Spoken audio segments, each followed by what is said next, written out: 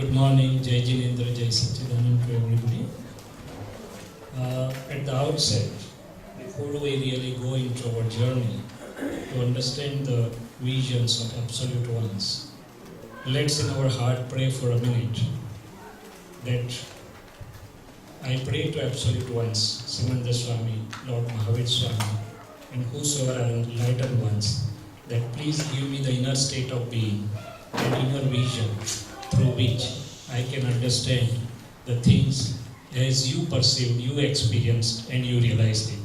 I believe that for understanding such eternal inner truths, this prayer goes a long way. So with that, we start the things, and I have kept my presentation unconventional in a way that we are going to interact on each point, to and fro, and I'm not going to conventionally present out the things, but we'll see to it that during our journey all the principles get imbibed into that, and we can really enjoy that. So Vitrag Vignan, holistic inner science of today. What is Vitrag Vignan all about? It's a science of our own life and living. I am living as a human being, and there are other formats of living also. So science of I, everybody is aware that I am is there. In whatever capacity my I is standing. In other words, whatever plane I am is living, whether it's living at physical plane, whether it is living at the plane of inner awareness, or whether it is living at the plane of pure consciousness or trying to be. So it's a science of I with mind, body, speech, and surroundings with a natural regulatory system. It includes science of relative self as well as real self, or Purushan Prakriti. In other words, you can say it's a science of pure conscious and matter.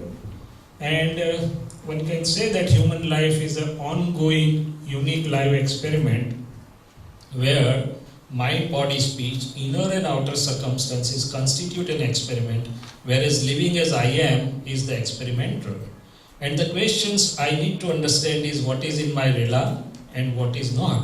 What all can I do independently and what all can I not do. Because without understanding that, I cannot understand fate and free will part, or without understanding that, I cannot really exercise my Purusharth part. So it includes charge and discharge of karmic bonds or cause and effect, and a pertinent question whether liberation is possible today. Liberation from all bondages. So it includes art and science of daily living to absolute pure knowledge, which is termed in scriptural languages Keval Gnan, the ultimate. It also includes the knowledge of cosmos or universe as a whole, and it's experienced and revealed by absolute ones, maybe Tirthankaras or enlightened ones, that is Jnani. But when can it be said to be a science? Only when it is replicable. So it can be experienced by one and all who are earnest seekers and understands and travels on the same path. So that's very important, because unless it can be experienced by others, it's not really the science. Now the essence of Vitrag Marg, as I understand, I was searching within myself that Lord Mahavir, the last Tirthankar of this era, he was the greatest scientist. And whatever has been revealed by him, why it is not giving results to me? And the first answer came within myself was, if my vision is not aligned with his vision, my vision is different, even if there is a deviation of 5 degrees between the two radius, as it goes, the distance becomes very large. So first I want to understand as it is the vision of enlightened or absolute ones, and the second comes application part, and of course attaining the results. Because the very fundamental definition is one which gives result is dharma or knowledge. One which doesn't give result cannot be said to be a dharma or knowledge. In scriptural language there is an aphorism, Jnananu fad virati che samaj. If it doesn't give result, I should seek within myself something is wrong somewhere. So we'll go through the journey by way of some pertinent questions. So let's start with the basic question, what is dharma or religion? Nitin bhai, Ramesh bhai, or anybody. Now it's an interactive sort of thing. If anyone wants, can have the answer within half a minute or so. What do you think? What is dharma or religion? So there can be n number of definitions, but the definition which I feel is most appropriate is one which gives result, is dharma. How to evaluate the results? Next question. So if I see, if it relieves my stresses, inner clashes, disadjustments, if it puts me to the inner happiness and harmony within myself as well as with all other things, not only human beings, but all formats of living beings and ecology at large, I think that's the first primary result. I will believe that the dharma is there. Dada Bhagwan said that as long as there are inner clashes, and obviously the outer clashes, one has not understood the very basic fundamental of dharma, or whatever you say, the correct understanding.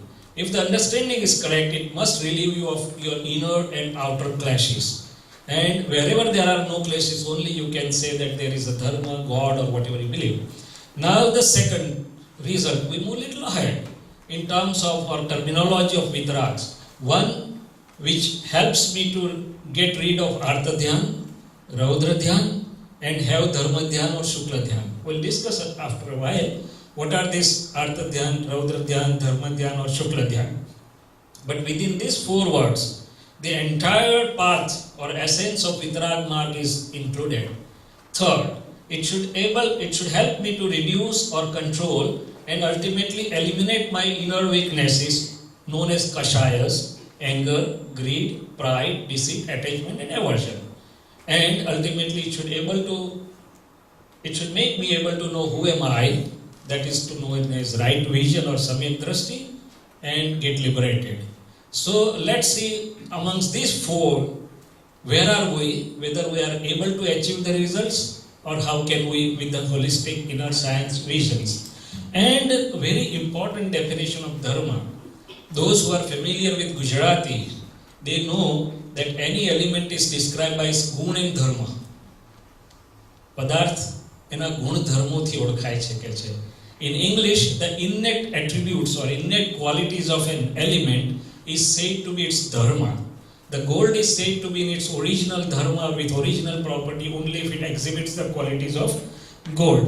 Otherwise, it's not gold. So, very innate property or attributes of the element itself is its dharma. So, this is a very pertinent aspect. So, Mahavir or any enlightened one wants us to know that what are the innate properties of the pure self or Atma. Unless the Atma is with the innate properties of Atma, it's not in its own dharma, but it is in other dharma, Vibhav dharma or the Prakriti dharma. So, having understood this as a dharma, and a further point, what is true religion in that case?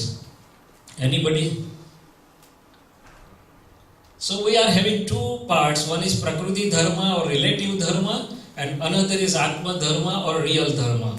And obviously after this much of discussion, I think everybody should be clear that whatever else is being done, I do puja, I do bhakti, I do outer penances, everything is helpful, but it's a part of Prakriti Dharma or a relative Dharma. And unless I know who am I, unless I know my own attributes of knowing and seeing, I cannot be my own dharma. So all Prakriti dharmas are actually meant for one to go to Atma Dharma. And unless Atma Dharma is attained, I think we are not on the path of liberation, but we will be, whatever we do will be in the cycles of four formats, or good and bad, Shubh and Ashubh will be in dualities. When I was a young kid, maybe 6 or 7 years of age, my mom used to do the samai and make me sit by side of her. And he used to give me a pictorial book when there used to be many pictures, showing that if I do something good, I'll be in a LA in a big house, of course King's house. And if I do bad deeds, I'll be in India doing all the labor, so whatever it is. But then the question used to spring in my mind, okay, I do some good karmas and I'll enjoy the fruits, but how long? Those good fruits are also going to end, and during that I'll also again incur some good and bad deeds, and again will have to suffer the fruits. So this doing and suffering, is that all about, or what is beyond that?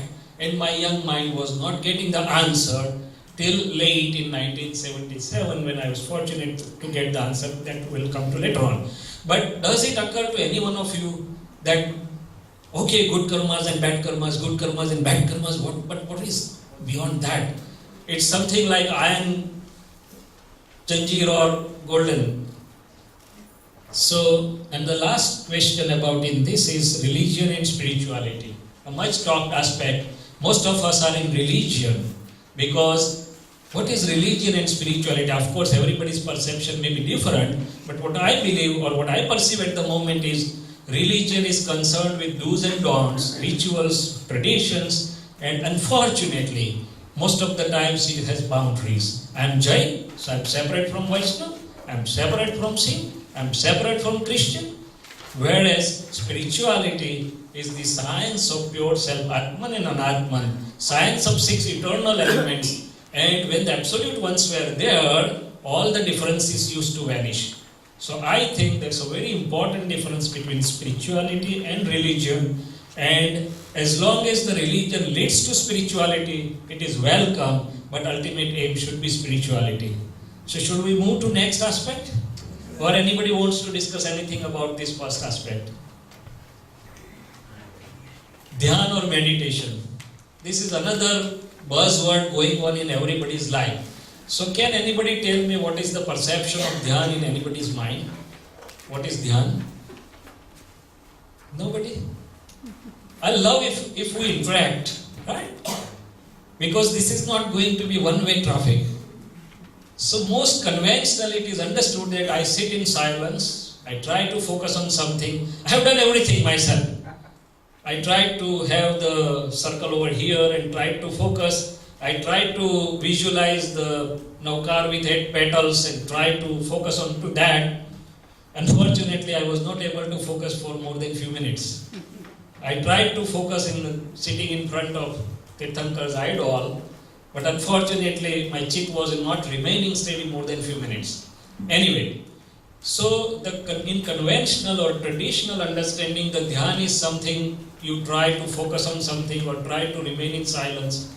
Okay, everything has its own value, but this is just a beginning step. Whereas in eyes of Vitaragas or in eyes of absolute ones, the dhyan is a different story. Dhyan is a continuous process and it's a state of being of every human being. So in any given second or even a time frame smaller than a second, fraction of a second, every human being has to be in some or other dhyan or has to be in some or other state of being. So what are those states of beings? So basically, Vitaragas, yeah please. So we are in dhyan right now too. Yes, we are in. We are in. At any given moment, everybody is in some or other dhyan. That's very important to be known and to be aware of. So what are those 4 dhyans the absolute ones have described? 1, Artha Dhyan. 2nd, Raudra Dhyan. 3rd, Dharma Dhyan. And 4th is Shukla Dhyan. Out of these 4, at any given moment, one will be in one or other. So what is Artha Dhyan or Raudra Dhyan? Anybody wants to say something?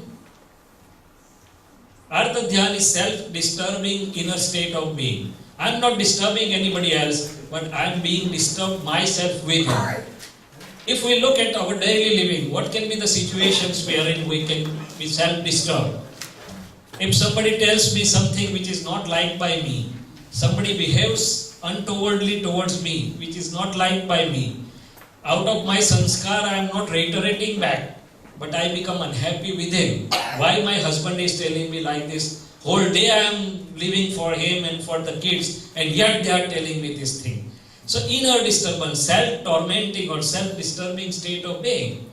Our young daughter is around 18 or 19. She has not returned back home till 10 evening. It's USA. We can't tell him or anything, but we get anxious within what must have been happening with her. Anxiety is also Artha Dhyan. Lord says, why? Because it results out of ill understanding, out of ignorance. So whatever inner stresses, inner clashes, all these are examples of Artha Dhyan. And America is a country of marketing. So also the India. India, we have different tricks at business. US has different tricks of business. So all these tricks of business also fall into either Artha Dhyan or Raudra Dhyan. And if I examine within myself, during the state of Artha Dhyan, my inner harmony is disturbed, my inner happiness is disturbed, and I invite karmic bonds. We'll go to that later on. Second aspect, Raudra Dhyan. What is that? I create disturbance for others. You are not doing well. You don't understand anything. I don't know how higher words are being used. In India, we use not many words. તમારા અક્કલ નથી. તમે કઈ સમજતા જ નથી. Whatever X, Y, Z. So, causing pain, hurting others. Suppose I have not hurt outside. Inside also there may be so many rage reactions going on. Stupid. No sense of understanding. So anger, greed, pride, deceit. All these four and attachment and aversions fall into this category of Raudra Dhyan. Even if not expressed but occurring within. All the tricks of the trade fall into Raudra Dhyan. What is the result of Artha Dhyan and Raudra Dhyan? If there is preponderance of Artha Dhyan and Raudra Dhyan during our whole life, probably we are not qualified to come back as humans in the next cycle. Either we may have to go to Tiryaj or even downwards. Third, Dharma Dhyan. What do you think? Dharma Dhyan occurs only when we go to temples? Only when we do two pujas or samayiks? What is your understanding? Anybody? I'll be more happy if you come out. Come on. So, Dharma Dhyan, conventionally it is believed that when I go to temple, when I do puja, when I do samayik, when I do bhakti, it is Dharma Dhyan. Well, it is a helping tool, it's not denied, but that's not only Dharma Dhyan. And vice versa, that doesn't mean that when I'm doing puja, I'm in a Dharma Dhyan. I will come to that also later on. So, Dharma Dhyan is inner state of being where I'm equipoised, where I can resolve my inner self. Suppose Suraj insulted me, and my inner self may start either into rage reaction or either into Artha or Raudra Dhyan. But if I have some understanding that wait, is he really doer? No, it is my karmic bonds which is making him do the same thing. So he is not at fault. So some right understanding which comes to my rescue at the level of my heart, which brings me to equilibrium, equipoise, inner harmony, inner resolution, that's very much the Dharma Dhyan. So Dharma Dhyan is inner state of being where by way of some correct understanding, I am able to prevent and safeguard myself going into Artha Dhyan or Raudra Dhyan. And that should be continuous process. And Shukla Dhyan is the last one. The scriptures say that Shukla Dhyan is not possible in present time. But every rule has exception. And Shukla Dhyan has been possible for many. So what is Shukla Dhyan? Today, I am in a Dhyan that I am doctor, I am Shailesh, I am ophthalmologist, I am son of somebody, father of somebody. So always it is in my Dhyan that I am Shailesh.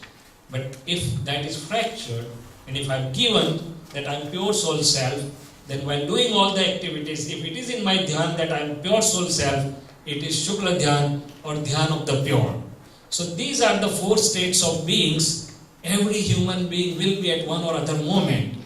And if you are aware of which is inner state of being, whether it's Artha Dhyan, Raudra Dhyan, Dharma Dhyan or Shukla Dhyan, and if you are able to modify that, you have learned the essence of 45 agams. That's what the Vitaragas say. People may be there who have 45 agams at the tip of the tongue, but unless it works to change the state of being, we are not moving a step further to go towards Vitaragas. Let's see how we can alleviate that. Another important aspect is action in Dhyan. Mahavir wanted us to understand this. There is a very beautiful example, many of you may be knowing as Jainas, that Prasannajit Acharya took Diksha and was sitting in front of Bhagavan Mahavir, and few people asked, the question comes to Mahavir, that what would be state of being Gati at this time?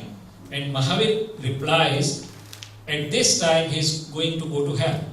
Oh my God, sitting in front of you doing the Samai, and your answer is he is going to go to hell. Anyway, wait, have patience. After some time, again the question is repeated, and Mahavir says now he is going to go to Devgati. goddess state, god and goddess, or angel, whatever you say. Different answer, actually same. After a while again he is being asked, now he is going to go to moksha. Action was same, kriya was same, and answers were three times. Why? And Mahavir says, whatever you are seeing with your eyes, I am not giving importance to that, and whatever I am seeing, you are not able to see. The crux of the story is action or kriya is important. No second opinion. But what is more important is inner state of being, inner dhyan or inner bhav. So why the three answers were different? In the first state, he was reminded of his rivalry with the previous kings and started fighting within and started killing and taking the revenge within. So he was inviting the causes to go to hell. After a while, he was reminded, oh, I'm monk. I should not take the revenge. I should forgive them and change his inner state of being. So he was to go to higher state. After a while, he was reminded, oh, I'm free of all these things. I'm free of all these dualities. I'm pure soul self. Let us be knower and seer only. And he was to go to liberation or moksha. Meaning thereby, actions or kriya are meant to generate the inner state of being which would be beneficial to you. But if it doesn't generate that, I should be aware that I may get the rewards for the actions or activities, but I may not get the real fruits of inner state of being. Another thing, action and intent. I'll tell you my honest story.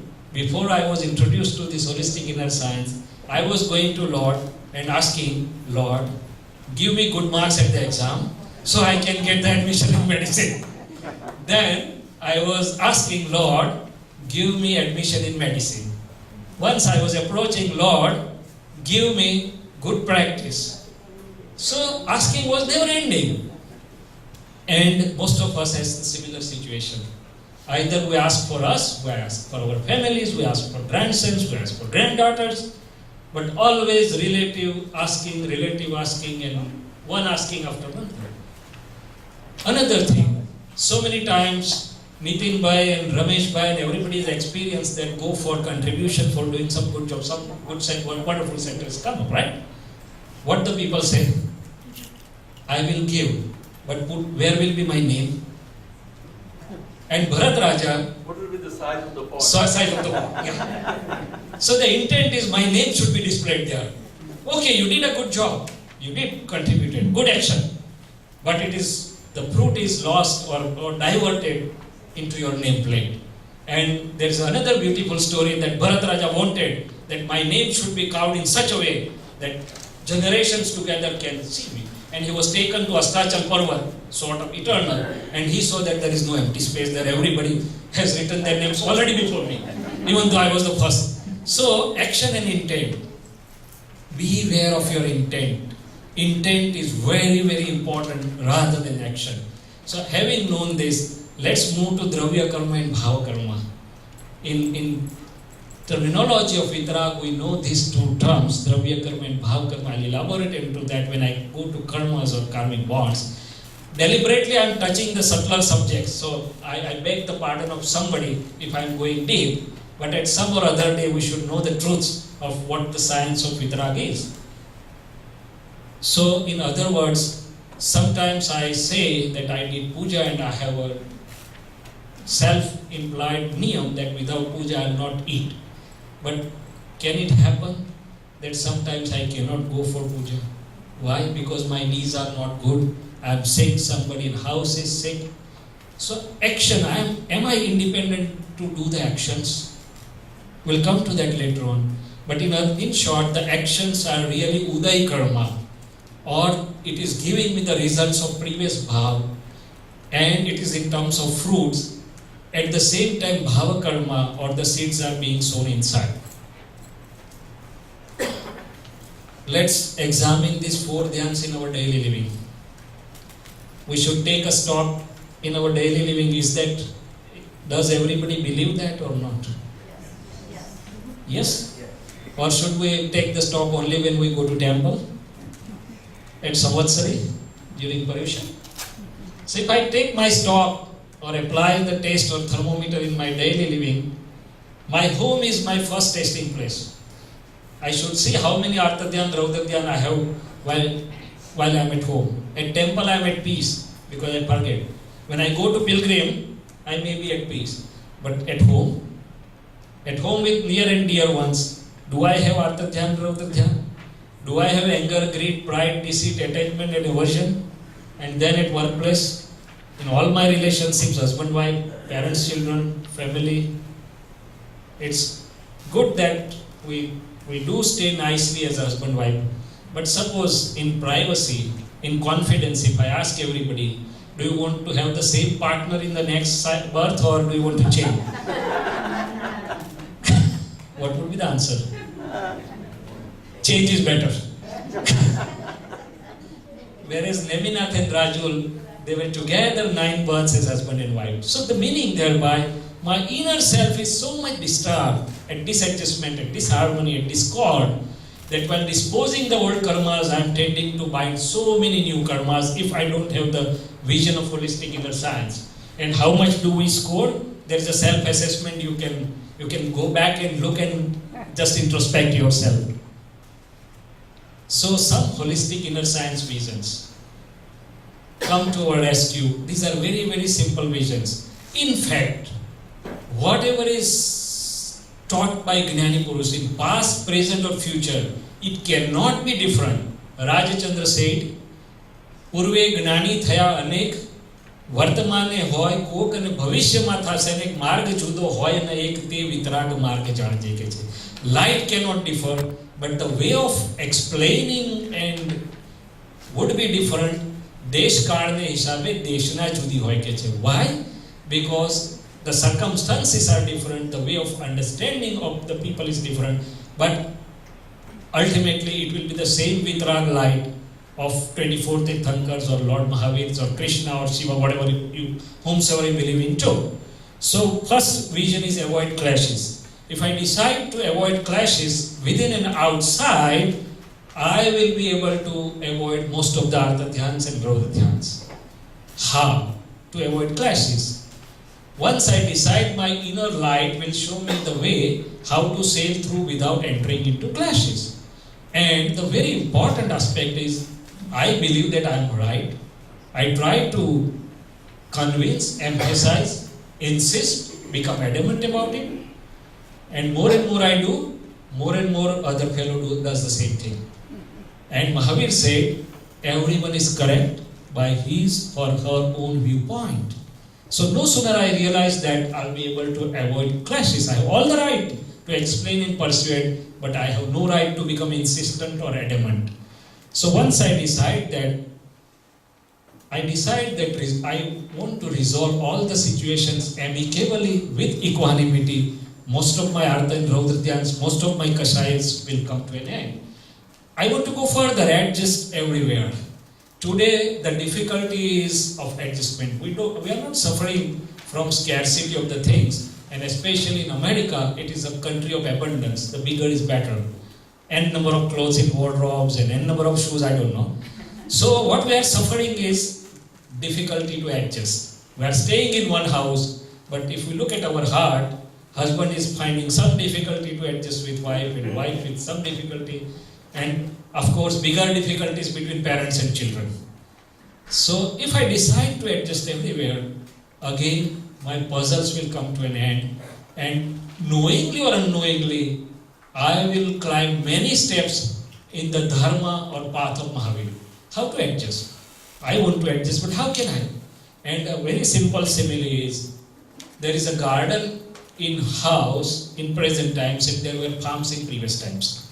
Can you understand from this? In a farm, everything looks similar. So in the previous times, like-minded people were getting in one house. If everybody were in a habit of speaking less, everybody were in a habit of speaking less. Today one wants to speak more, another wants to speak less. And that fellow says, તમે કઈ બોલતાય નથી, ઘર સ્મશાન જેવું લાગે છે. કઈ બોલો તો ખરા, ઘર જીવતું લાગે. So different personalities have come together, but if we look at the garden, all different plants and trees are put together, but each one is having fruit or flower. If I have this vision, I will have no complaint On the contrary, I'll make good use of what one knows and never complain of what one doesn't know.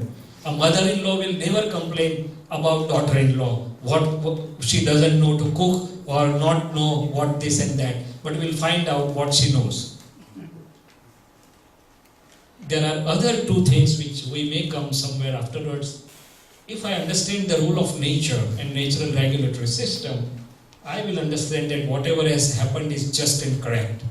I need not tell it before happening, but after happening, this sentence will save me a lot of after effects. In other words, it will save me a lot of Artha Dhyan and Raudra Dhyan and will put me into Dharma Dhyan. And one who suffered is at fault. Now, there was a very interesting thing which happened to me. I was once visiting my very near and dear friend. His name is Dr. Mehul Shah. He is also Jain and practicing at Philadelphia. And he and his wife Rini and me were sitting and just chit-chatting. And we were talking that we all Jainas, anyone other people, can talk for hours together on the theory of karma. Is that right, Nitin Bhai? Yeah. We are very conversant with hours, that for hours together. But if I look back and see whether it is in my application or practical part then, because, why? Because no sooner Suraj insults me, I would see Suraj has done this. That is not the theory of karma. That is the theory of kartapan. Whereas the theory of karma says, because of my karma, nature made him instrumental to insult me. He is not having any independent power. And the absolute ones say that no individual has any independent power to hitch anybody or even for that matter to help anybody.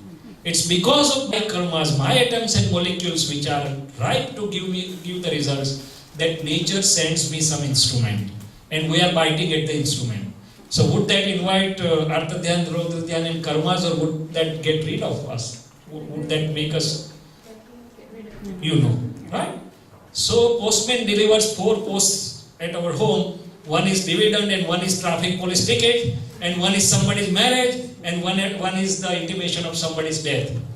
2 are pleasurable, 2 are painful. Do we bite at the postman? No, because we know sender is somebody else. Here also during my life, whatever painful or pleasurable is coming to me, the instruments seen in front of me are merely postmans in the grand scheme of nature. If I realize this much, I have learnt a very big principle of Mahavir, and that has been summarized very briefly as one who suffered is at fault. But beware, I cannot go and tell Magan Bhai that you suffered, so you are at fault. No, it's not for saying to others, it's for my own inner understanding, for resolving my own inner self. How much time I am left out? So does that ever end? No, Does that ever is come not to an it. end? Does that ever come to an end? We'll come to that. So some holistic visions, I have just mentioned few of them, but these simple visions can take me a lot, many steps. Worship. How to worship the God. Everybody here worships the God or idol or whomsoever, right? So there are 2 components of worship. One is Dravya Puja and another is Bhav Puja. Dravya Puja is also important. It will give me the favorable circumstances in my relative living. It will reduce my difficulties and it may help even for going on to the path of liberation. Because without that favorable circumstances, I can't go and even listen the satsang of the absolute ones. So Dravya Puja. But Bhava Puja, as I said before, what bhav I am having inside, inner state of being. So many times we observe that we are doing puja, but our inner state of being or chit may have gone to factory, to office, to some friend's house, and it may not be there. So the result mainly depends on bhav puja. What is your intent? What's your state of being? There's another interesting story. One Jain Sheth always used to do Samayik, and once somebody came to meet him and asked the wife that, where is the Sheth? And the wife gave a strange reply. Sheth has gone to Harijanvas. Now Sheth was also smart. He immediately realized that even though I am doing Samayik, my chit was in Vishayas. So the important is, and the method of praying. If I really want to achieve, I should go and say, Oh Lord, your real form is my real form. That is what I have heard. But I am not able to recognize your real form or my real form. Please bless me. Send me some instrument which make me realize and experience that your real form and my real form are same, so that I can attain whatever you have attained. Why to ask for less? Why should I ask for less? I should ask that, oh Mahavir, whatever state of infinite bliss you are into, give me such an state where I can also experience the same thing. If you put that bhav, believe me, sooner or later nature will give you the circumstances for that. What is in my realm? Another very important fundamental of Vitrag Marg, that if I know what can I all do independently and what all I cannot do, then only I can have the proper Purusharth. Let's examine a simple question. All of us would say that we came here independently. Would we say or not? Now, if we go in little more depth, there would be many who would have phone called somebody that we were all set to go, but because of such and such circumstances we could not come. Somebody fell sick, we had to go somewhere else. So were we really independent to come here? So many circumstances were required, right? For each particular happening. So all these happenings are based on so many circumstantial evidences, gross to subtle. Even if one is missing, I cannot do that. And am I independent about my inner self, mind and speech and body? Because sometimes the mind goes weird, shows me so many unwanted thoughts. I want to stop it or pause it, but unfortunately there is no stop switch and no pause switch. And unless I know how to handle it, it becomes a very difficult situation. So, one part is the part where I am dependent.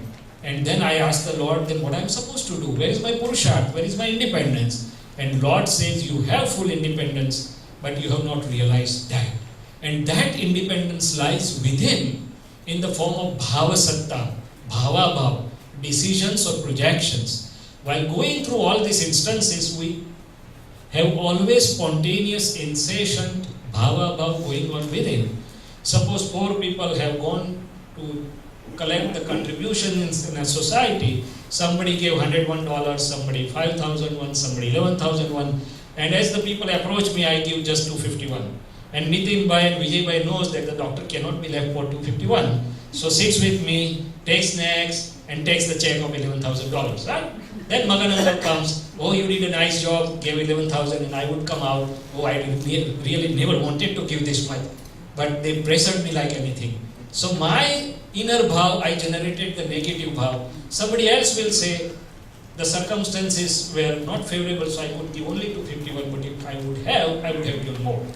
So this bhav satta, if wherever I agree positively or negatively, is the place where I am inviting new karmas. It is a bhava karma, or I am charging. So when that will become right to give the result, my prakriti will be according and circumstances will be according. If I understood this much, my whole Purusharth Marg will become simple, which I'll take in my second session, holistic practices or living by the visions, how best we can use our bhav or bhav satta. And I think I will leave here in interest of time. I have so many interesting things, karmic bonds and whatnot. Even the seminar can go till evening. But in interest of time, if Vijay Bhai says I can, or if Suraj has to say, I'll have an interval. Not an end, but I can have an interval. What do you want me to do? That's good? Okay, we stop here for a while and think within whatever we have traveled so far. Jai Satchidananda.